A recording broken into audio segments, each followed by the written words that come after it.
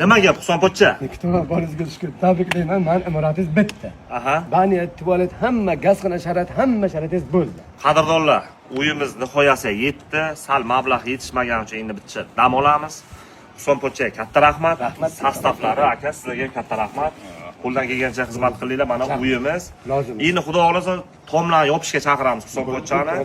O'rtoqlar kimda yozga qurilish qilaman, ish boshlayman, bog'cha quraman, uy quraman, kotej quraman deganlar bo'lsa, pastga nomerlarni qoldiraman Husanpochchani. Qo'ldan kelgancha xizmat qiladi. Insof sari ichmaydi, chakmaydi, yeyishdan qaytmaydi. Rahmat, Nikitova boringizga shukur. Molda yeb, ishida ishlaydigan insonlardan bittasi mana shu Husanpochcha bo'ladi.